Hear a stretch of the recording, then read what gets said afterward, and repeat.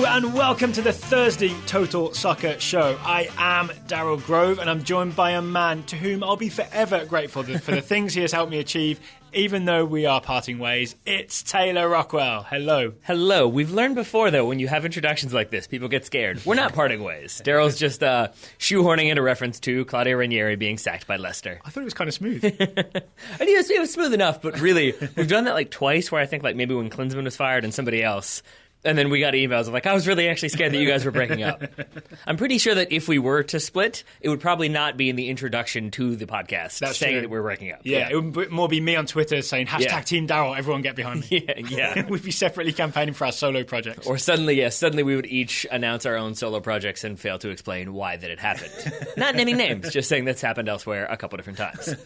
So we are, of course, referring to the news. That, 20 minutes before we hit record here, the Daily Mail came out with a story that Leicester City had fired Claudio Ranieri. Mm-hmm. We weren't sure because Daily Mail is no longer a trusted source. Yep. Even Wikipedia won't let you cite it. That's a real thing, people. Yep. But then, redeeming the Daily Mail somewhat. Not for everything they've done, but at least for this. Mm-hmm. Leicester City released a statement saying, yes, we have parted ways with Claudio Ranieri, and deep down in the statement was, we are thankful, we'll forever be grateful for what he's helped us achieve, but also we fired him. Except for today, yeah. So maybe we'll talk more detail about Leicester City because they're one of the Champions League teams that will be, we're going to be reviewing all the Champions League action the last couple of days.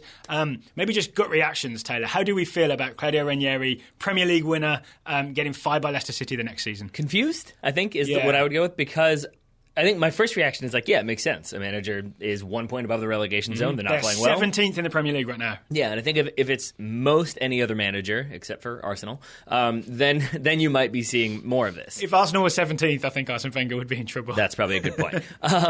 But I think in this situation, because it's Ranieri, because of the odds last season, because they're the unlikely champions, it's a little more sentimentality, and people think maybe he deserves a little bit more time. Yeah. I understand that. I'm inclined to think that it's probably time for him to have gotten the sack. Yeah, one of the things that I hadn't realised before started looking into what's going on with Leicester City right now is that they have not scored in the Premier League in calendar year 2017. Right. And that's not one of those weird facts that just sounds bad. We looked back, right? We counted through the fixture list, the schedule. There's been 6 Premier League games in 2017. Leicester City have not managed to score in any of them. Right, and so we'll talk a little bit, as you said, more about like maybe what's going wrong with them tactically. But I actually want to say the reason why I think it's time for him to go is 3 R's. It's why Ranieri should go, so maybe that's the 4th R. I would say reputation, and I do think it's a silly thing, but I think it's valid, that if you are the ownership of Leicester City, you don't want to be forever branded as champions to championship. You don't want to be that trivia question. And I just do think that factors in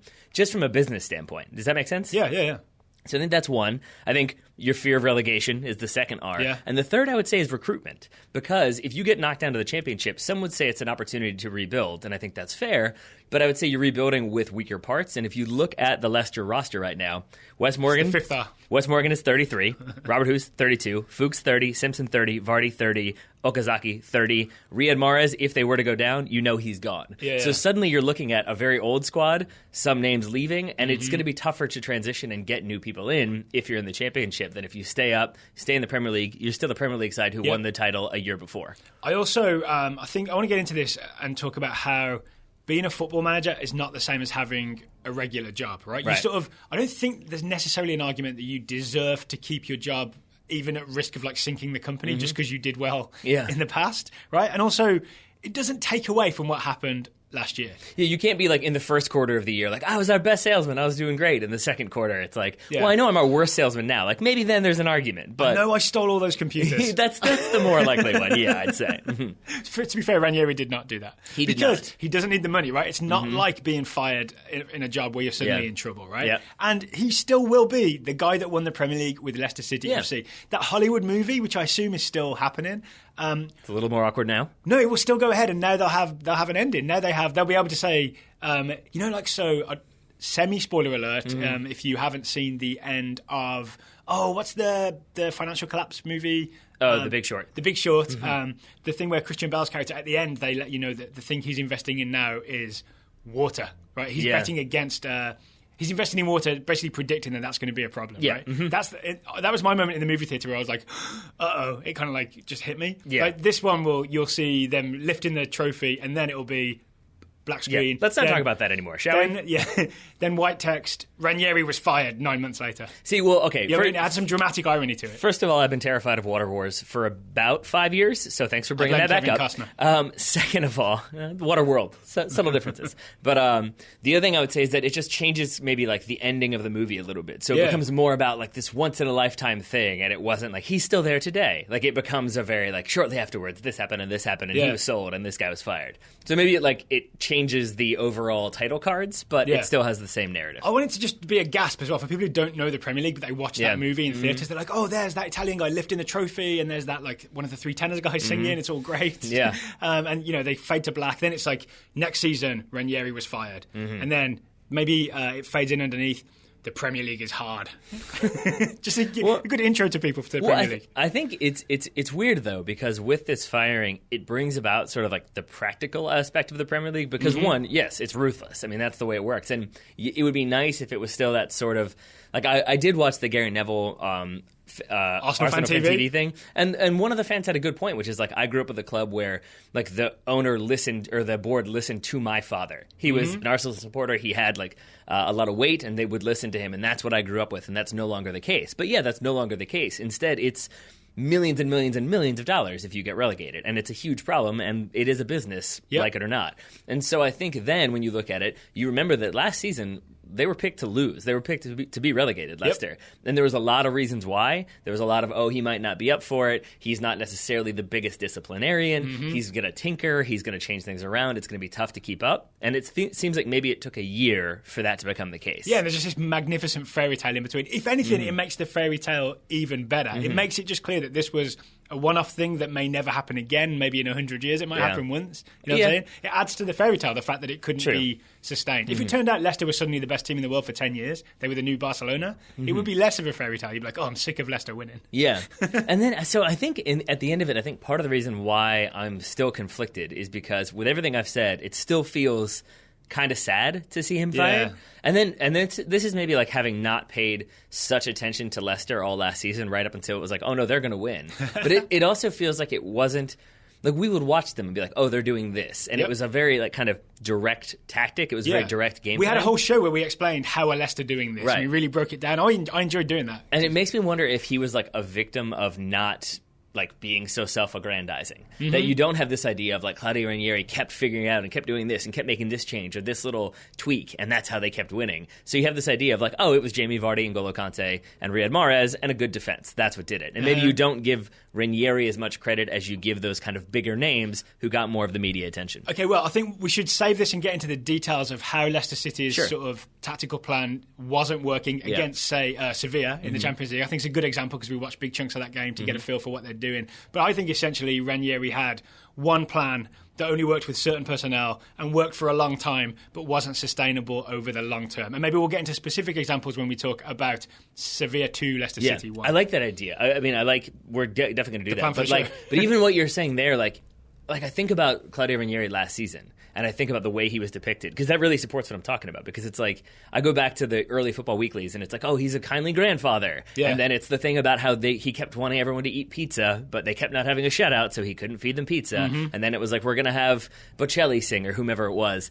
And it becomes all these like little like funny anecdotes off the field, but it's not, oh, he made this switch, and that's what did it. So it became more of like, he's an amusing character, and thus I think is more easy to get rid of when things go south. And then, honestly, rightly or wrongly, I can't predict what's going to happen next. There may be a new guy comes in, sort of like Paul Clement did at Swansea City, and Bob Bradley wishes he'd been able to do, right? And turns things around, and Leicester City climb back up the table, and they're safe, and then they have all the Premier League money next year, and so then it's all justified, right? But if they then sink even further down the table, they end up relegated, then it's a bad decision. That's how you judge this decision. Do they get relegated or do they not? Yeah. Right? So we'll know by April, May at the latest, whether this was a good idea or not. But if you want to sell tickets to that movie, you appoint Bob Bradley.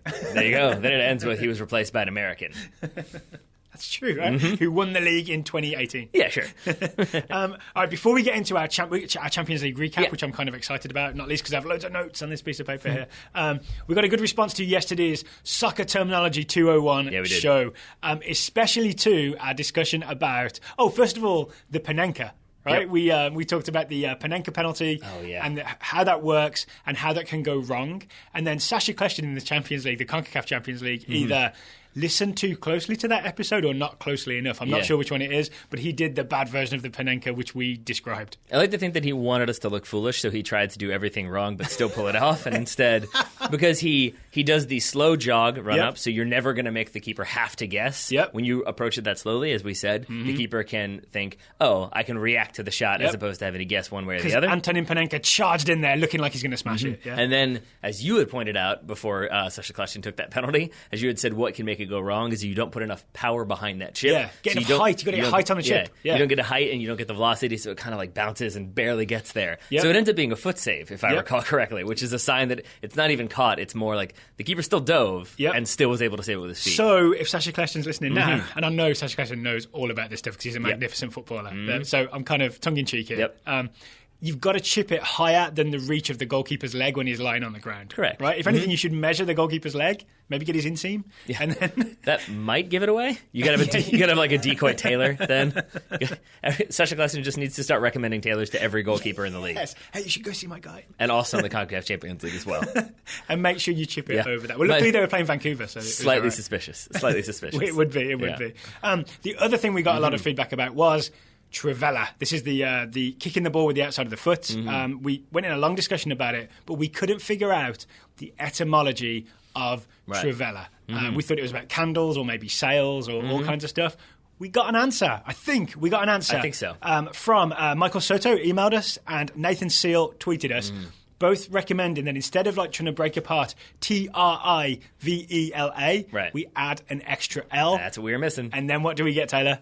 We get, according to Google Translate, the Italian word for auger. And an auger, if you don't know, is what you can use to drill down into the earth. You can use it to put in post holes, whatever you want to do. It's but like basically, a corkscrew-looking drill, right? Exactly, yeah. You use it for any number of things, but yeah, it's a corkscrew that drills in. And so you imagine then you get the idea of the corkscrew, that kind of crazy spin that a Trivela can put on the ball. Yes. Now it makes a little more sense. Yes, and now it sort of means corkscrew, right? And then, that's the flight of the ball as a corkscrew. So thank you to Michael and to Nathan. That's the one we're going to go with, right? We had a few other suggestions, but that's the one I think we'll stick with. Yeah, we also, I'm sorry, I can't remember who it was. Maybe it was John Adams who suggested that the sail thing may have been correct because the shape of a sail when the wind catches it is like a bend, so that could be the Trivela as well. And then not ruling that out, but I feel like the corkscrew's stronger. Yeah, I think so. We had another one about maybe it's like the three toes that you hit the ball with. Forgive me, I can't remember who did that one. No, I thought it was like the third toe was like that makes sense. An expression of, or third foot is like an expression of having extra skill. So many interpretations. Yeah.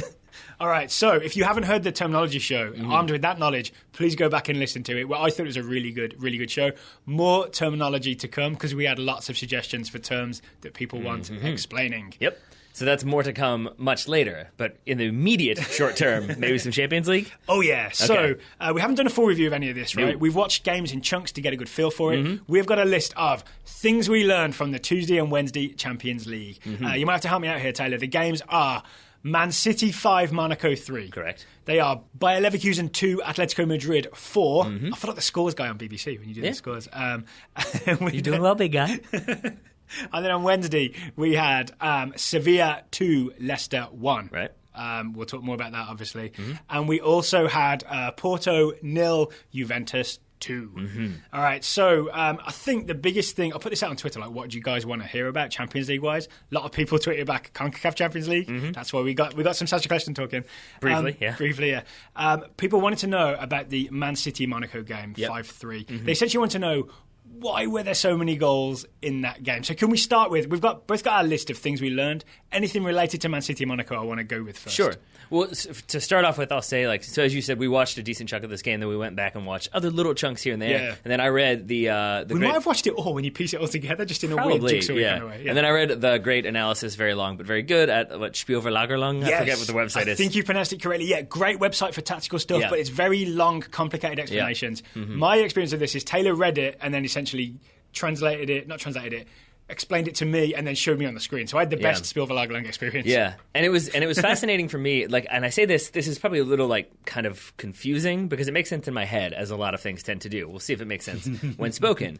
But we've been doing the show for a very long time now, and I guess in my mind, I just have this idea that players are given sort of like generic instructions. So like, here's how you're going to defend, but like we want you to stay in this area. You do this, and then once we get the ball, everybody like it just doesn't seem like it would be such an individual. You do this, and then you do this. If that makes any sense. And what I mean by that I need more detail. Sure. What I mean by that is in this game, Fernandinho, for example, who started at left back for Man City, was given very specific instructions about what to do defensively. Yeah. But then it was essentially like, so that is one half of your game. Here are your instructions. Yeah. And in my mind, it's always like, well, you're going to be playing left back, so you're going to be marking this guy. You might tuck inside defensively. But then when we get the ball back, like you stay in that side.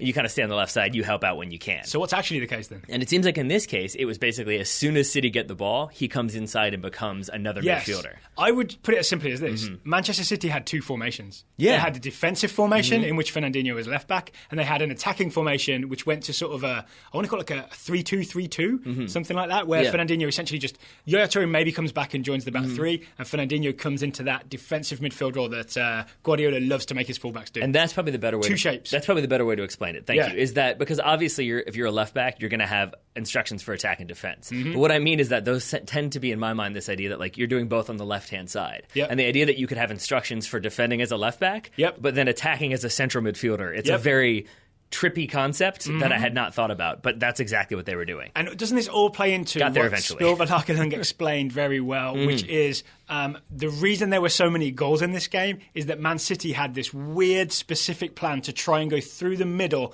of Monaco's 4-2-2-2 formation. Yeah, essentially, and that's what made this game especially captivating is because you have City, we know they want to possess, and then you have Monaco who are going to press. And so they're going to press in that 4-2-2-2, which can put City under pressure, which it did, and cause problems, which it did. And in some ways, that alone could explain the number of goals in this game. Just a really good sort of passing possession team versus a really good pressing team. Right. That could explain it, but it's always a bit deeper than that. Right. Yeah. And in this situation, what you kept seeing was you had Raheem Sterling and Leroy Sané out wide for Man City. You had Kevin De Bruyne and David Silva more central with Yaya Toure in behind. So it was kind of a 4-3-3. But what would happen is those two more central midfielders, Silva and De Bruyne, thank you, would kind of routinely stretch out a little bit and push towards the wings. So they got like double wingers, right? You'd have like Silva and Sané on one side and De Bruyne and Sterling on the other side. Like two wingers coming at you. And what that does, though, is that it obviously then it allows you to double up on the wings, but it's naturally going to take some of those central midfielders because if you're playing a 4-2-2-2, you're going to have kind of stacked lines.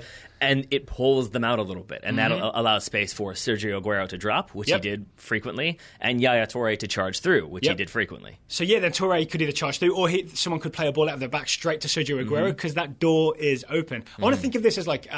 here's a good description, I think. Monaco have like elevator doors that are jammed shut, and like, but just the normal thing of like pressing the button trying to pass through it doesn't work. So by having Silva and De Bruyne go wide, you're essentially gripping the inside of those doors and just pulling elevator doors open, even though the doors are stuck. Yeah, it's essentially like a fireman. If Sergio Aguero was standing in the elevator and like John Stones had the ball outside the elevator, and then De Bruyne and Silva on either side of the door pulled them open so that pass could be through. Yes, that's how it fits. And the doors are the Monaco defensive midfielders. Yeah, and so that worked really well in terms of, I think, alleviating that big wave of pressure from Monaco.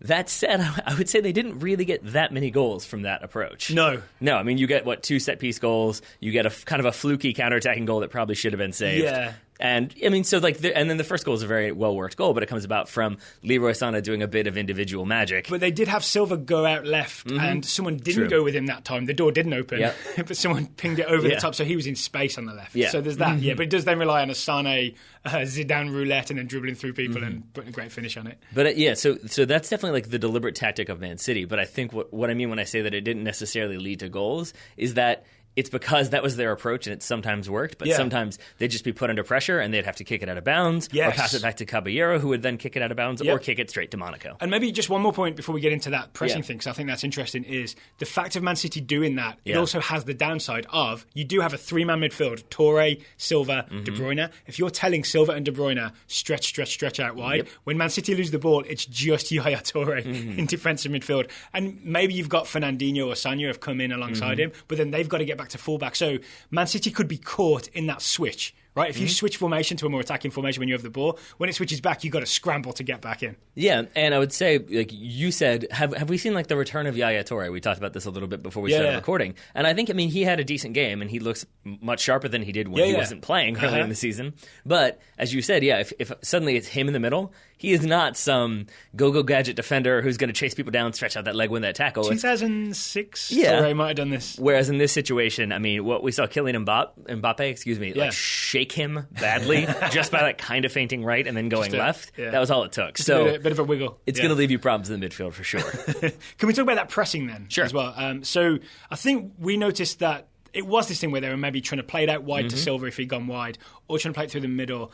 But in the end, they didn't. Man City did not pass the ball out of the back fast enough, and Caballero is still he's no Claudio Bravo, he's no Manuel Neuer. I don't know one of the things you learned was what Man City want to buy a new keeper. They will buy a new goalkeeper. You think they will buy a new keeper in the summer? Yeah, because I think it even. I have that, like one of my kind of beliefs when it comes to watching soccer is that if a thing occurs like more than a couple times in a game, if one kind of continuous. What's the word I'm looking for here? Like basically, if a team keeps trying to do something over and over and over again, it's not an accident. And what I kept seeing was, and what I kept seeing was City kind of slowly pass the ball around, not nearly as fast as you would expect them to do in the back, right? And eventually it goes back to Caballero, and by that point you've got 3 Monaco players pushed up, sometimes 4. And then 3 different times at least, he would try to kind of chip it over that first wave to either David Silva out on the left or Leroy Sané out on the left. And it felt a little bit like what City were trying to do was suck that Monaco pressure in and then using the distribution of Caballero bypass that pressure. The problem is his distribution wasn't very good yesterday. So I'm sure this all Tuesday. This all looks very nice in Guardiola's head, right? But then it relies on having a goalkeeper who's capable of chipping that ball. And turns out at least 3 times Caballero was not the guy capable of doing that. Yeah. Because essentially just his aim is off. He's just not a good enough soccer player to be able to chip a ball over a player and into his teammates' feet consistently. Yeah. That's a problem. It is. And I have like a tiny, tiny little theory that I saw reports earlier in the week, or maybe late last week, that City are definitely going to be selling Joe Hart, who, lest we forget, is still a City player. He's on loan. He also can't play that ball. I wonder if you're going to see a situation where, like, maybe Caballero, maybe Bravo, one of the 2 of them goes, maybe Joe Hart goes, and maybe, just maybe, you get a big money offer from Manuel Neuer.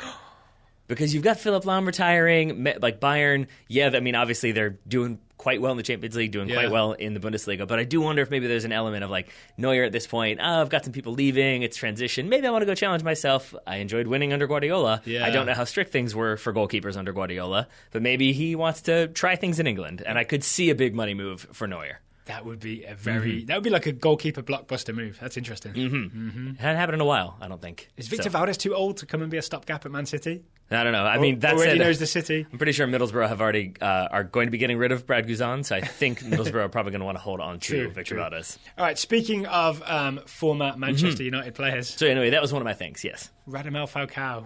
Boy. Radamel Falcao is not done. We thought he was, but here he was with 2 great goals. One diving header and one magnificent chip that I loved to keep watching it in slow motion. I was so glad of the invention of high-definition television and slow-motion cameras. They came together to allow me to enjoy this Falcao moment. Yes. And I'm a little frustrated by it, only because the narrative has become like, oh, he scored twice as many goals as he scored when he was in Manchester for an entire season, or whatever it was. Didn't George do that on the Goalmouth podcast? Yeah, but I've seen it a lot of places, and it's an obvious narrative. But what I'm more fascinated by is how is this happening? Like, because he looks like the Falcao of old. He looks physical and strong and fast and clever and clinical in his finishing. I mean, to chip a goalkeeper inside the 18 at pace while shielding 2 other players off. I mean, that takes any number of things that it will take me too long to describe. And listener, if you have not seen this goal, you've got to go find it. It is a great goal. But he just looks lively again. He looks rejuvenated. Like even the Mbappe goal that comes from like that long set piece, like it comes from a designed,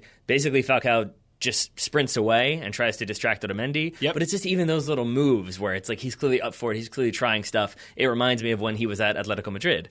Is it as simple as this? All right, so there is the rumour that we he's had older, heard yeah. that he's older than he says he is. I honestly don't know which way to go on that. Yeah. I'm 50-50, but I know what has definitely happened is he got injured, right? Had to have surgery on his knee before the 2014 World Cup, and maybe it's taken him this long to just get back in shape and get back to his best. Yeah, that's possible. Yeah. But I remember... And sorry, this didn't just happen Tuesday. It's happened kind of this season. Apparently he's been doing really well in League 1. So it's not like it only just started. So it took him until the start of the 2016-17 season to get back in shape. Yeah. It took us this long to watch him on television because we don't watch League 1.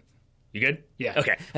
So that's a distinct possibility. But the other one that I find kind of fascinating is Luke Moore of the Football Ramble had this idea about Fernando Torres, and that Fernando Torres was a player who was built on confidence, and that if he doesn't get the consistent starts and the consistent playing time, he's not going to get to that level that he needs to be. And maybe that's kind of played out with him returning to Atletico. He gets opportunities, he gets goals. But he did come off the bench and score. There we go.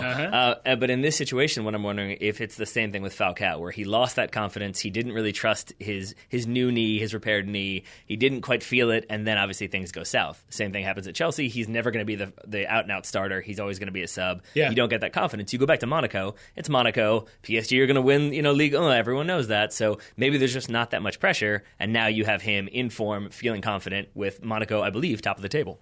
I don't know. I haven't checked the Ligue 1 table. That's how much I don't watch French soccer. They're top 3. I'd say that much at least. The other thing I want to talk about is John Stones' role in that Falcao chip goal.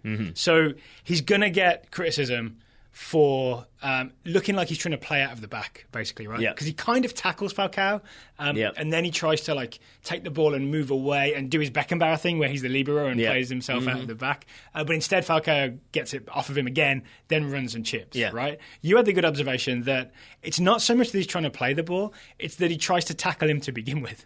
Yeah, because I think the run Falcao starts that run from his own half. Yeah. And then it's a long ball over the top, and it's Falcao and John Stones in a foot race towards the top corner of the 18, right? And you go back to the Leverkusen game you mentioned. The second, I think it is, Atletico goal comes about from... Gamero dribbling through, basically turning and squaring it back to Griezmann, who's unmarked. He shoots, and I think John Stones has that fear that there's a Monaco player streaking through, and if Falcao is able to take a touch to the sideline and then square it, there's going to be a Monaco player wide open. I think he tries to make a play on the ball and on Falcao. He gives him a little bit of a shoulder and overcommits. He loses that one. Then he's forced to let Falcao turn, try to slide tackle. He loses that one. But I think it's because he's not being told, just show him outside, no one's there. Because there's no Monaco player sprinting through. It's basically all Falcao. I would put more blame on Stones because I think he should know. He should be able to look around and know there's no Monaco players there. He also should have taken the safer option, which is just to shepherd Mr. Falcao, Senor Falcao, into the corner away from goal. Instead, I think he just backs himself too much to be like, hey, I'm John Stones, I can get there first. Yeah. Right? And maybe there's a thing where it's not just that Stones takes risks dribbling out the back. He actually takes risks in terms of when he's going to go for the tackle instead of when he does just the, shepherd him away, play it safe kind of thing. Because it was a 1-on-3, right? So the odds were very much not, they weren't ever in Falcao's favour there. Yeah. I just think in those moments, maybe not even the squaring. Maybe you're right then that he tries to be too aggressive. I think he does. That's part of his game. Right? Yeah. That's what we're impressed with him often is when he wins those balls, but when he doesn't, it's very obvious. But I'll say that when it's Radamel Falcao streaking through and you're John Stones, maybe you're a little bit concerned that you're going to lose that foot race. Yeah. Maybe you're a little bit concerned that you don't know what else is going on around you. That you just know that you can't let him beat you to that ball and get a shot off. Yeah. And in trying to overcommit to win that ball, problems happen.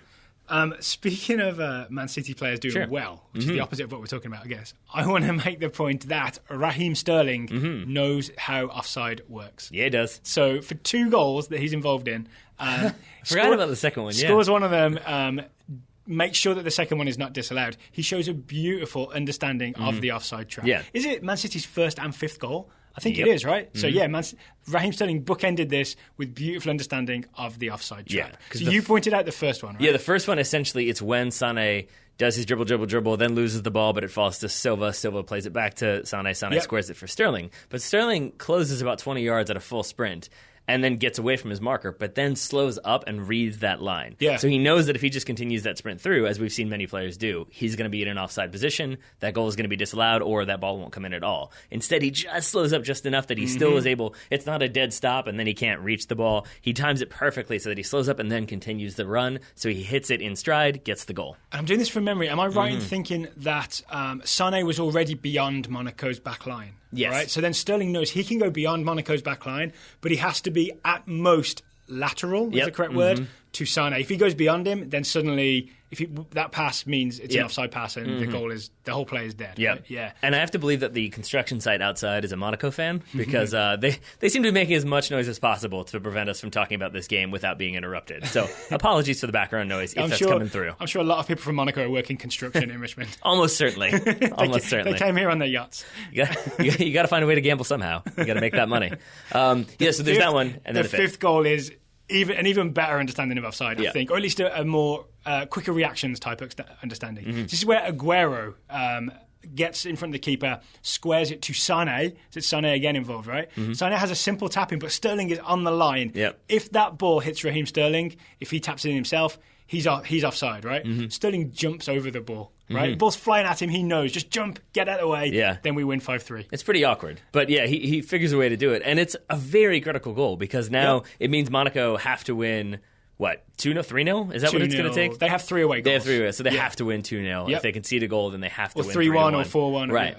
But I'm just saying, but it's a big difference between that and all you have to do is win 2-1 or 1-0. To get that second goal, it's going to make them have to work a little bit harder. It's going to allow City to sit back a little bit more, even though they won't. But it will allow them to be a little bit more reactive than having to take the game to Monaco the way they might if they only had a 1-goal cushion. All right, anything else on Man City, Monaco? I feel like we've talked a lot about this game. Obviously, there are a lot of goals, so it's kind of exciting. I think that's all I have for that one. We'll be talking Kylian Mbappe, a little more in the Scouting Network reports. I think I did this to both of us because the first time we saw his name, I made an Mbappe joke about Hansen, and now I think it's stuck with me forever. All right, should we think about one of the other games then? Maybe the Leicester City game, since we talked about Ranieri earlier. I want to say the thing I learned, and just the thing I noticed from this game, was Leicester City players being frustrated with each other. Right? So they lost 2-1 away to Sevilla, which actually seems like a good result, or a good enough result, right? You got an away goal, take them back to the King Power Stadium, maybe you can get through, and that makes Ranieri's firing even more surprising. But rewatching this game, watching it, in detail for the first time, it wasn't a great Leicester City performance at all, right? No. It was not that goal was lucky from Vardy at the end, but it didn't really reflect what happened in the game. Sevilla had a lot of possession, and also the thing I noticed the most is Leicester City the players were so frustrated with each other, right? It starts with the header back pass. Right. There's a diving header back pass from Fuchs to Schmeichel. Yeah, and then Schmeichel just yells at Fuchs because he has to dive to catch it. Yeah, because it's not a great goal. It's not a great one. Yeah. It was nearly a great headline for some tabloid writer. Yeah, and I think you're right because you'd see that argument there. You saw a few players like throwing their hands up in frustration, and then you juxtapose that with the goal that Leicester scored. That did feel like vintage Leicester, where it was like quick passing, everybody moving, everybody running off the ball, confusing the defense. Then it's a ball into Vardy, the poacher, who taps it home. It's a good goal still. Tap home is overly simplistic. But it was like a Leicester City quick break, bang it in the box in front of Vardy. Yeah. He gets on the end of it. Yeah, great. But you need that to happen all the time for Leicester City to be winning. Yeah, exactly. And so you have that kind of you could just see those little fractures here and there. And I think the larger thing is that yes, it's still 2-1. Yes, you get the away goal, but this is a game that I saw a lot of people predicting Sevilla 5-0 and 5-1. A lot of people thought it was going to be like a blowout. It was going to be terrible. I think it could have been. I don't think this was a very good performance from Sevilla. We were both kind of surprised by how back and forth it was, and not in a everybody's fighting really, really hard, and it's just great defensive plays left and right. It was sort of kick it long, I'll kick it long now too. And then Sevilla definitely got it back under control because I think midway through the second half, their passing stats were 85%. Leicester were at 70%. Yeah, but it was still those are normal Leicester numbers, right? Because they do those quick counterattacks and they just they put it in front of Vardy and hope he can get it. That's an incomplete pass most of the time until it's a goal. Yeah, but it felt a little bit like Sevilla were, number one, not in the Europa League finally, so they're very excited to be in the Champions League. But number two, maybe had this idea that it's a Leicester City side there for the taking. I know Sampaoli had said, they're still the Premier League champions, but, that doesn't matter as much as what happens that week or on the field.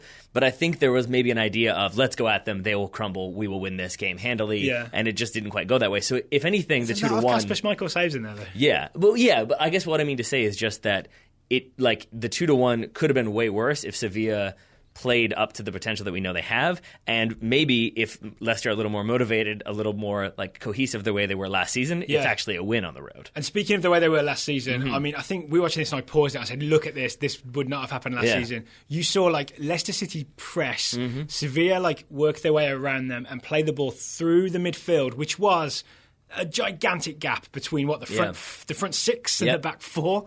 Just there's like almost half a field distance between them. Where the thing that Leicester were so famous for last season was compactness, right? It was a bank of four, bank of two, and they were like not. I think the famous Milan version is never more than 25 meters apart from each other from front to back. It wasn't quite that, but it was really, really compact. Right. That whole thing fell apart. Yeah.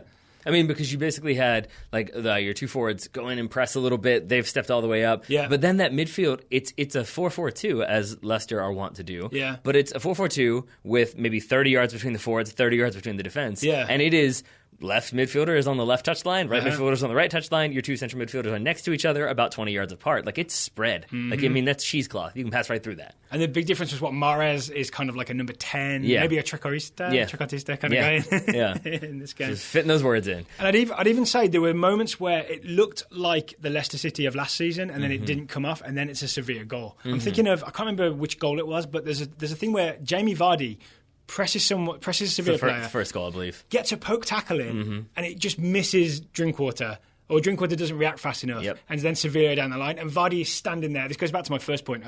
He's just super frustrated. Because I think he thinks, like, last season, I poke that to Drinkwater or Conte, and they collect the ball, then we go and we score. Yep. Instead, it works out the other way. Vardy did the same thing you would have always done. The team isn't there to pick up the ball. That's true. Yeah, so there's that on that side of the ball. But then, sticking with Jamie Vardy, one thing I learned is that regardless of what Twitter tells you, Jamie Vardy not having a great 2017 so far. And I feel in much the same way that as soon as Ranieri was sacked today, we saw suddenly a bunch of articles about, like, here are 5 candidates to replace him. And it feels like everybody has had those articles chambered and ready to go.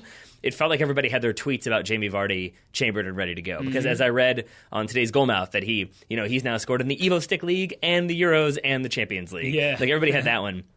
The other one I saw is that it's been 4 years and 315 days since he scored his last non-league goal. Right. Like, people had those stats. But the more telling ones, in my opinion, are that was his first shot on target in 380 minutes of play. That was his first goal in 748 minutes. Oof. So while there are still those numbers that are the great Jamie Vardy success story, the numbers that are more relevant to right now are the ones that I think point to the problems at Leicester. Yeah, do you think maybe, because it was only 2-1, right? Theoretically, this tie is capable of being turned around, right? With a 1-0 win at Leicester would send them through to the quarterfinals of the Champions League. I honestly think Ranieri's firing is, yes, it's about results and about wanting to avoid relegation, but my guess is like the atmosphere is kind of soured. Yes. And I'm basing that on like the Fuchs and Schmeichel frustration with the header. I remember seeing Drinkwater frustrated with Musa for not running. There was a play that broke down like that. Vardy's frustration where he got the poke tackle, Drinkwater didn't get it. Yeah. A lot of players just like throwing their arms in the air and being really upset. And I wonder if like Ranieri overseeing this, not being sort of disciplinarian enough, the high of winning the title last year and now the low of the 17th, I think maybe the atmosphere's gone. Ulloa, who as far as I know is still refusing to play for Leicester. Yes, you've got demanded a transfer, right? Yeah, you've got Riyad Mahrez maybe looking elsewhere and seeing that it's possible. Maybe you've even got Jamie Vardy looking at Hollywood, maybe thinking about that £40 million offer that he said he didn't want to pursue. Yeah. And now maybe it's just kind of a lot of Hollywood distractions China. Within there. Yeah. What's that? You mean China? Was that a $4 million offer? No, I think wasn't it Arsenal this summer? Oh, yeah, sorry, of course. Yeah, it was nearly done, right? And then he changed his mind. Yeah. And then, I mean, you got Wesley Morgan being the spokesperson for Captain Morgan, where he has to go into bars and say it's captain time or whatever. There's only one Captain Morgan. So, I mean, you've got lots of little distractions here and there. It does make me wonder if maybe that locker room isn't kind of together, and that's what the ownership wants to see. Should we have seen this coming in the Copa America, where Wesley Morgan turned up late after partying to win the Premier League and had a really poor Copa America for Jamaica? And he showed up out of shape coming out of a season. I mean, not that's great. Not ideal. No, because it shows you like to be a professional athlete at the Premier League level, having won the Premier League title, to come in out of shape like a month later, it shows you how you have to work to be that out of shape. When you're because Morgan's a big guy, as in tall and wide, it's really hard. Like once you once you lose some toning, it's really hard to get it back. Yes. So I think all of that said, we probably need to give a little bit of credit to Sevilla for this result, right? Because I think a couple different people, Steak Sandwich on Twitter, made fun of us for even suggesting that Leicester might be able to get a result in this tie, rather not just this specific fixture. Yeah. And maybe was right a little bit because you do look at some of the talent they have there, and they're a very impressive team. They are, but still only 2-1. This could still end up. This could still end up with Leicester going through. But I think, I guess what I mean is more about like you look at Leicester City for obviously an underdog story last season, the underdog story of like sports history. But still, it's a Premier League winning team. They've got lots of money coming in. You look at Sevilla, who are half that team's on loan. Yeah, but you've also got like Sarabia, right? Yeah, and I'm probably mispronouncing that. I apologize.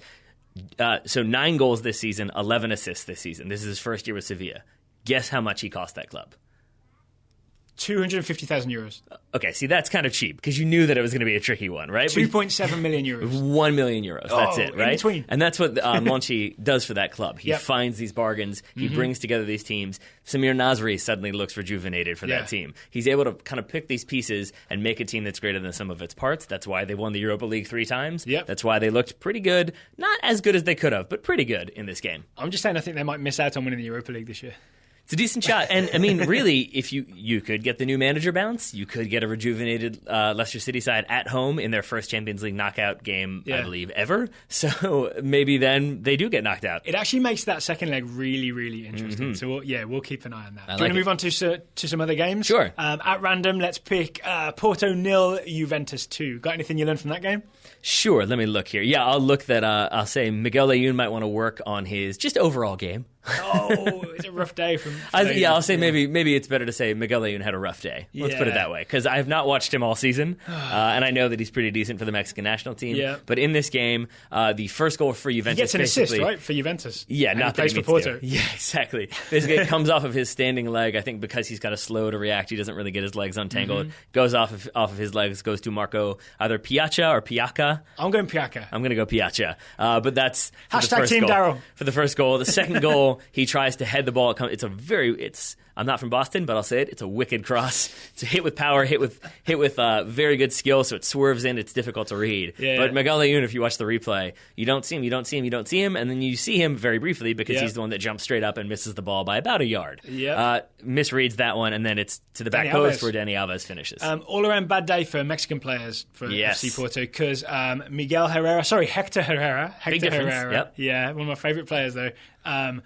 Ended up with a very nasty cut on his foot. He did. Yeah, one of the other things I learned is that Stefan Lichtsteiner is a hard man. Is that who did it to him? Lichtsteiner gets a yellow card for it, but it's essentially a 50-50 bouncing ball. I think Lichtsteiner comes through to try to kind of poke it so that he can then get a shot. Oh, Herrera's trying to clear it, and Herrera's trying to clear it with like full force. Like he's swinging that leg around, and I think neither one of them sees the other one coming. So you've got Lichtsteiner's foot up in the air, studs kind of up, and it's Herrera's foot into those studs. It's a yellow card, I think, just because of like how bad it looked. I don't think Lichtsteiner meant anything by it, but then the photos of the 2 gashes in Herrera's foot. Oh yeah, you showed me that. Yeah, all the more impressive given that he played the rest of the game, but still. Oh, I didn't think about that.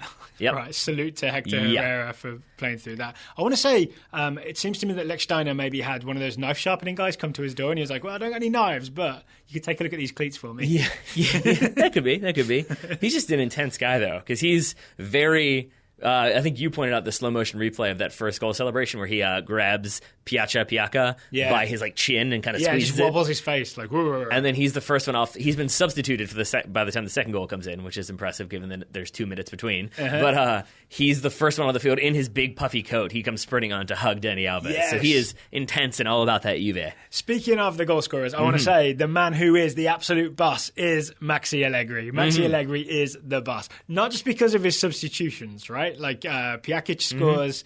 Sorry, I've pronounced that incorrectly. Piacha or Piaca, whichever you want to go with. The first one. There we go. Scores not long after being subbed on. Then he subs in Dani Alves, and Dani Alves scores almost immediately. Top substituting from Allegri. But the selection process, Champions League round of 16, he drops Bonucci after an argument that Allegri has with his, I want to say, star centre-back, Bonucci. Maybe Chiellini might argue with me. They get an argument, and just a disciplinary thing, he says, right, you are suspended, you are not playing the next game, even though it's an away round of 16 Champions League game. Allegri also fined himself for the... they got in an argument and they both swore. Bonucci suspended, Allegri fined himself. So maybe that one doesn't quite come back to haunt them, given that they get the results and they get the shutout away from home. And Bonucci learns a lesson. And then the 2 substitutions, definitely are worth mentioning here. Yes. Right, because you've got Piacha, is a substitution, scores the first goal. Dani Alves is a substitution, scores the second. So again, in terms of him being the man and him in terms of knowing his team and knowing how to get a result, I think that's 3 solid points. So a Total Sock Show salute to Allegri. Are you saying 3 points for the win, or just three points like on a PowerPoint? Well, 3 points in terms of Bonucci and then the 2 substitutions. Yeah. But then, yeah, sure, 3 points in a PowerPoint and 3 points for the win. Why not? Everything. We got to talk about the final game. Sure. Was the second most entertaining, I guess. It was Atletico Madrid's 4-2 away win over Bayer Leverkusen. First thing I want to note is that Fernando Torres is a clinical man. Yep. He scores the fourth goal for Atletico. If you haven't seen it, it's this header that it's just, I don't know what the word is. It's kind of directional is what I would say. Yeah, he just picks his spot and jabs his head at it, and it's just direct into the far corner. Because it's coming from the right, he is closer to the near post. He puts it inside netting, far post, side netting. And usually when you see that, it's that sort of like just glances off and just changes the path of the ball. That's what it is. There's no glance. There's just it's a he turns his body and heads it. Like it takes a lot of skill and a lot of aeronautical abilities. I don't know what I would say. He knows how to adjust his body accordingly. He studied physics, is what I'll say. The other thing I saw in this game, a very, very bad day. I don't think nautical comes in there, so I'll just say aero abilities. Yeah, sorry. I'll go aeronautical. Right, cool. A very, very bad day for stand-in centre-back Dragovic at Leverkusen. This is the guy that tries to clear it, and in a very amateur soccer looking move, accidentally spoons it over his own head and puts Kevin Gamero through on goal. And this is the one that we talked about where then I think he's so desperate to make up for it that maybe he and I forget who else is there at centre back with him. It's the Turkish guy, Toprak. Don't notice that Antoine Griezmann is running through completely unmarked. Yeah, so they both panic and chase Gamero. Gamero it looks like Gamero's slow, but I think he's slowing up knowing that these guys are coming towards him. Yeah. Turns in a little circle, lays it off to Antoine Griezmann, as I believe how Ryan Bailey says you pronounce it, for Griezmann to score. Yeah, this is me carrying. And then it's also Dragovic who concedes the penalty for Atletico's, I believe, their 3rd goal. So, not a great day. Not a good day for him. They are missing Jonathan Tah, I believe. Total Sock Show Scouting Network's own Jonathan Tah, who would have been playing centre-back. And Tin Yedvai as well? Maybe. I can't tell if he's a definite starter all the time, because he's this young Czech guy, right? So I don't know. Would you go with Tah and Yedvai as your 2 young central defenders? No, I don't think so. Well, they might not have conceded 4 goals. Also that. We could say that. Who's to say? And speaking of young guys I would go with, I'd go with Saul. Saul, who is still maybe 20? I'm not sure. Maybe 21. He is definitely young, and he is definitely very good. Ooh, so if you haven't seen this opening goal, this is another goal that you've got to see. Right? Saul sort of fakes like he's going down the right, quick cut inside, and then a bendy ball to the top corner. If Pav was here, he would say they put it where the postage stamp goes. All right, sure. Anything else you want to add? Because I've got one little thing I wanted to note. I maybe want to offer up. We didn't mention Jovetic for Sevilla. That was about what I wanted to add. Oh, okay. I have that he's part seal. Is it? Yep. Well, I was going to ask you, who was the better sort of flick and turn? Was it Gamero or was it Jovetic? The flick and turn. Oh, so you mean the Jovetic one where it's what the long ball that he chests, heads, and then kind of does a couple quick moves and then lays it off. I think that was more impressive. And for those who aren't keeping up, this is back in the Sevilla-Leicester game. This is more like just an amazing... There were so many amazing moments over this Tuesday-Wednesday Champions League. It's really hard to corral them all into one show. Yeah, I'd say Jovetic is probably the most impressive for me. Just because the seal dribbling first. It's the seal dribbling, it's the physicality, it's the awareness of where his teammates are, it's the technical ability. It's very impressive. All right, let's go with that then. All right, anything else we learned from this Champions League Tuesday and Wednesday? No, we seem to have learned quite a bit. Yes, we do. We look forward to all the second legs. We'll maybe talk about those in a bit more detail as they approach. Again, I'm not sure how much to do Bayern, Arsenal, and PSG, Barcelona. We'll look into it. We'll see what happens. We'll investigate. Yeah. All right. Okay, before we move on to the Total Sock Show Scouting Network, I should let you know that today's episode is sponsored by SeatGeek. SeatGeek has simplified the ticket buying process, made it easier than ever for sports and music fans and comedy fans to get tickets to the shows that they love. That they have, my friend. They've come along and created an app and a website that makes it easier than ever to buy and sell tickets. They do all the price comparison for you by searching multiple ticket outlets to ensure that you get the best possible deal. So I opened up the app earlier and I looked for a deal and I found Portland Timbers hosting Minnesota United in the MLS 2017 opener. Tickets to the Timbers, always hard to get. You can find tickets to see the Timbers hosting Minnesota on SeatGeek. SeatGeek, and it will show you, it'll give you the grade, give you the green, orange, red, green, amber, red, green, yellow, red. I always get confused with the US traffic system. It will show you what's a good deal and what isn't. It's a good thing you don't have a license. Basically, get the green ones.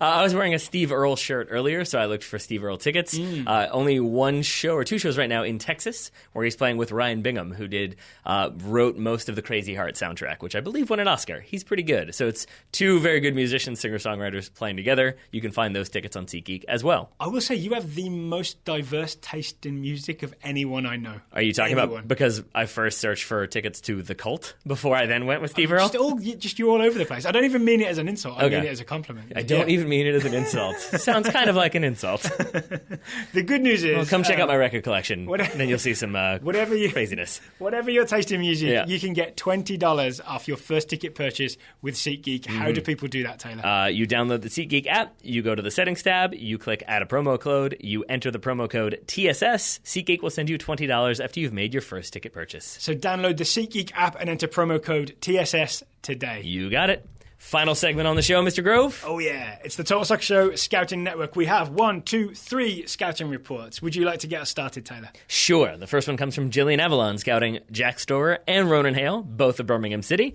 The Birmingham U23s were hammered by the Sheffield Wednesday U23s in a 3-1 loss. However, says Gillian, that one goal was scored by Baby Jack off a cross from Baby Ronan. Beautiful things do happen, she says. Both Baby Blues played the full 90 with Jack lining up in midfield per his request. He's working hard to find any way possible to make his stamp on the first team, and Gillian says that she thinks this is a smart way to do it. Wait, Birmingham U23s, you're allowed to request a position? I think basically he was playing up top. He realized that with there so many people ahead of him that probably wasn't going to be a realistic option. So he's maybe said, how about if we experiment with me in midfield? Okay, fair enough. He's admitted that he's got an eye at redemption, hoping to be called into play against Wolves in the upcoming match. Gillian says she wouldn't put money on his playing after his last incident against Wolves. But it's not impossible. So he did a bit of headbutting. He did. Got himself sent off. I'd be very happy for him to play again and do the same thing again. Would you? Shock of all shocks. Next report comes from Alex Barone and Beth Jelly, both scouting Kylian Mbappe, the 18-year-old striker for Monaco. We talked about his game earlier. Mbappe made the highest profile start of his young career in the first leg of Monaco's Champions League round of 16 tie against Man City. He played an active 79 minutes, testing City's backline and scoring his first Champions League goal before being substituted out. His speed and acceleration were on full display in the goal. He timed a darting diagonal run to split and speed past City centre-backs and make a one-touch finish. Accurate. Alex and Beth conclude that, quote, we think he did nothing to dampen Man City's reported interest in acquiring him, aside from tormenting their backline and briefly threatening to usher them out of the Champions League. Final report comes from Dylan Veach, scouting Kai Havertz. I think a man close... is it a man if you're 17? I don't know. A young man near and dear to Dale Grove's heart. Yeah, a 17-year-old attacking midfielder for Leverkusen. Dylan says it was a big Tuesday, for Kai. He got mentioned on the goal mouth and started Leverkusen's Champions League match against Atletico. It wasn't his best performance for the club as they went on to lose 4-2, as we mentioned. Nevertheless, he's been getting praise from every possible place, and with Hakan Çalhanoğlu suspended for the remainder of the season, Leverkusen will be hoping Kai can step in and fill the void of creativity left in the attacking third. So if you didn't hear the goal mouth, my attempt at redemption predictions were that, one, Kevin De Bruyne would definitely score for Man City, and when they won 5-3, I really was convinced he was at least involved in some of the goals. No assists, no goals for Kevin De Bruyne. Not so much. And that Kai Havertz would make the front page of Reddit Soccer by doing something incredible for Bayer Leverkusen. Also did not. It was not meant to be. It was not meant to be. Kevin De Bruyne kicked the corner that led to a City goal. Not giving it to you. Actually, one thing we didn't talk about was Man City's corners. The way they got 2 goals from the corners that were pretty much, that's what broke the tie, right? Yeah. It was they were losing until they scored off 2 corners. Yep. We noticed they were doing short corners, drawing some Monaco players out, then creating some space in the box. That's how Sergio Aguero was able to score that volley, and Stones was able to slightly redeem himself. Yeah, my boxing knowledge is limited, but I feel like it's like you use the jab to set up the big punch. Right. So it's like that's what they're doing. It's like short corner, kick it to the back post, and Sergio Aguero's there to volley it home.